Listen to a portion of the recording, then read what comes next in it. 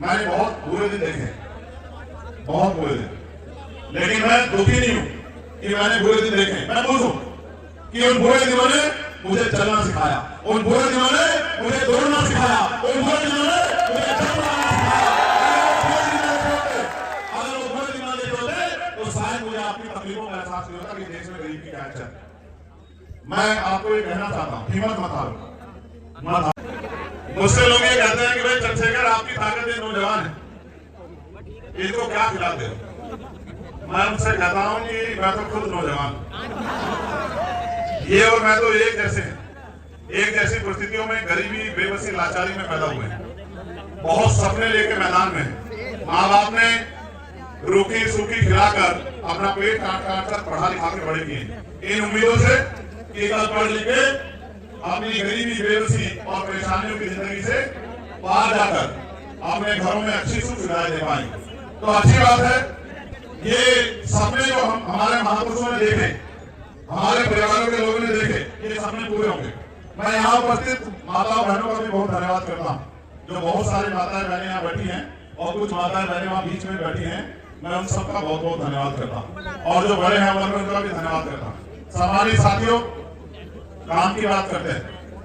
मैं लगातार लोकसभा का सदस्य होने के कारण महिलाओं की, बेरोजगारों की, बच्चों की, आशा बहनों की, आंगनबाड़ी बहनों की, भोजन माताओं की, ग्राम चौकीदारों की, होमगार्ड की, पुलिस के जवानों की, अर्धसैनिक बलों की, जिसकी भी समस्या मेरी जानकारी में आती है, चाहे बीएड के बच्चे हो, बीटीसी के बच्चे हो, चाहे पुलिस की भर्तियों में हुए घोटाले से पीड़ित बच्चे हो, जिसकी समस्या मेरी जानकारी में आ जाती है, मैं उनकी आवाज उठाने का काम करता हूँ। और ये ताकत अगर मुझे किसी ने दी है तो दोनों हाथ भर के ताली बजा के नगीना के लोगों का धन्यवाद करता हूं।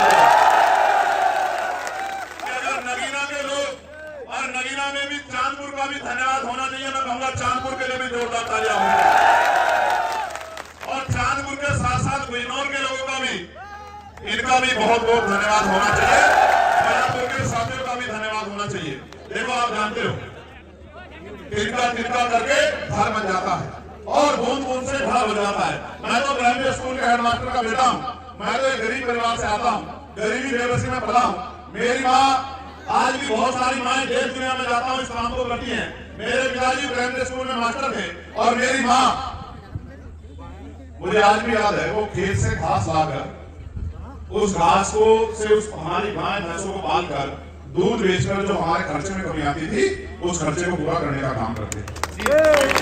मैं किसी राजा महाराजा का बेटा नहीं हूं, मैं अपनी हैसियत को जानता, और मैं आप लोग को जानता हूं कि आप लोग किस परेशानी का सामना कर रहे हैं। और आज भी बहुत बड़े पैमाने पे गरीबों को, बेबसों को, लाचारों को इसी तरह अपना जीवन यापन करना पड़ता है। और एक और बात आपको बताना चाहता हूँ, मेरे पिताजी खर्चे के लिए सप्ताह में 100 रुपया देते थे। उस 100 रुपये से मेरी माँ पूरे हफ्ते का घर का खर्चा चला देती। मैंने बहुत बुरे दिन देखे, बहुत बुरे दिन, लेकिन मैं दुखी नहीं हूं कि मैंने बुरे दिन देखे। मैं खुश हूं कि उन बुरे दिनों ने मुझे चलना सिखाया, उन बुरे दिनों ने मुझे दौड़ना सिखाया, उन बुरे दिनों ने मुझे चलना सिखाया।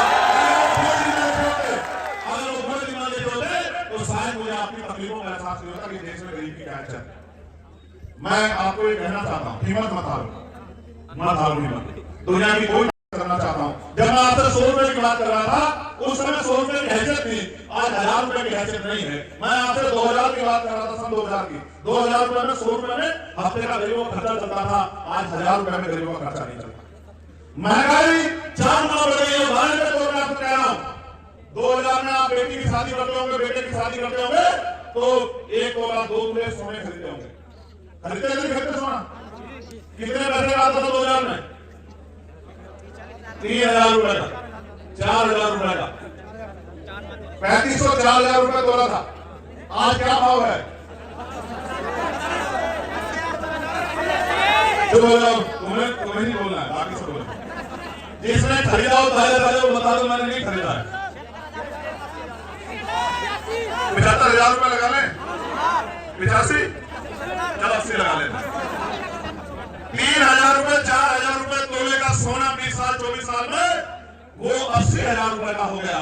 और आपकी आमदनी जो मिलती थी 300, 250, 300 रुपए, वो आज 400, 450 पहुंची, दुगनी भी नहीं हुई। इतना बदलाव हुआ है देश में। मैंने कहा 100 रुपए की हैसियत थी, आज 1000 रुपए में महीने का सामान नहीं आता।